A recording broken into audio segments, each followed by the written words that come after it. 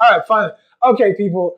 This is Rich, and This is Cheng. today we wanted to talk about love after 30. This is an interesting topic for a lot of people because most of our audience is probably going to be at least 30 years old.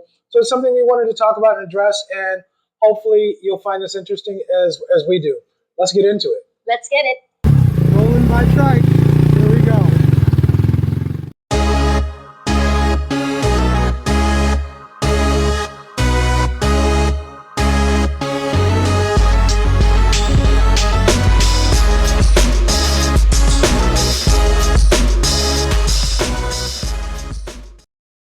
What have you learned about yourself and what you want in a relationship through your experiences after 30? What I learned about myself is that as I go through this process, we always put this one. Communication is very important. So I learned that, you can't just make your partner guess what you're feeling. You have to voice it out. What you're feeling. Why you're looking at me like that? Because I'm thinking like, okay, I'm gonna guess what you're thinking. Sausages, No. chicken, We just had chicken. Gatorade. No. Okay, so that's not what you're thinking about. No. So I can't guess what you're thinking. Yeah, about. you Okay. cannot guess what I'm thinking. So it's very important to communicate with your partner. If you're mad, but your partner need to get that signal. Mm-hmm. So if the girl this is me. Okay, so if I stay quiet, then there's something wrong. Right. And then I need time to process my thoughts. And then if you think there's something wrong, you can ask your partner if there's something wrong, and then eventually she'll open up. I'll open up if you ask me if there's something wrong. Okay. And you will ask twice, actually. The first time we'll say, no, there's nothing wrong. And then the second time we'll answer. Okay. Next question.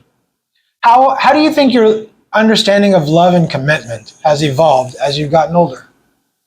Love and commitment. Love for me is unconditional. Okay.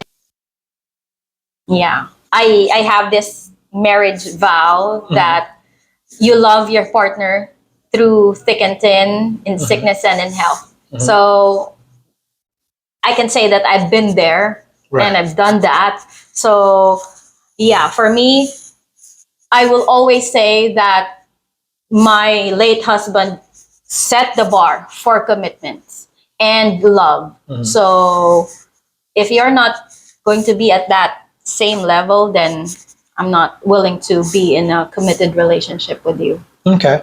I have a different answer. I have a different answer because first and foremost, I believe the only unconditional relationships or the only unconditional love in a relationship is between parents and their children. And I fully believe that because no matter what your children do, you are going to love your children until they die. Yeah. But I'll just give the example of you and me. And this is just my feeling. I've thought about this a lot of times. If we were in a relationship and I punch you in the face today, you might forgive me. We might get back together. But if tomorrow I punch you in the face again, I won't forgive you. Exactly, right? So there's conditions. And the conditions are predicated upon how well I treat you or how I treat you, right? And vice versa. So it's not unconditional. Because there's always conditions in a relationship and they're transactional, right? The transaction is you treat me good, I treat you good, right? And so I don't believe in that, but I do admire what you say about till death in sickness and in health, till death do us part, because in your situation, you've been through, like you said, you've been through that. And I got mad respect for you for having gone through that and being able to talk about that. At the same time, for me, I think my understanding of love and commitment has changed in that I understand the level of commitment that it takes to be married. Yeah. One of the things I think that I didn't understand when I was younger was I equated having a girlfriend or especially like a live-in girlfriend, I equated that to be the same as being married. And it's not. It's not, because the level of commitment when you marry somebody and you take vows, I think the level of commitment is so much higher than just living with somebody or just having them as your girlfriend. You're making a promise to them, and to hold that promise is a big thing. So I do think that my understanding of that commitment has definitely evolved and has gotten stronger, and I definitely believe in that as I've gotten older, for sure. Let me add to what you just said a while ago. You actually made a point about being having conditional, not unconditional, because I just realized that my husband treated me so well, and I don't want another partner who would be like lower than the bar that he set. So of course you wouldn't know at first. You don't know until you know. Yeah. Yeah. So I definitely do think I mean, I gave an extreme example, but I mean, again, people have all kinds of issues. If your husband is a compulsive gambler, or if he drinks all the time, I mean, or he's a drug addict, right?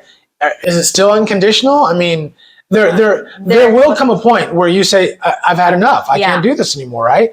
Especially when you have children and his behavior or her behavior is hurting, is detrimental to your family unit. Yes.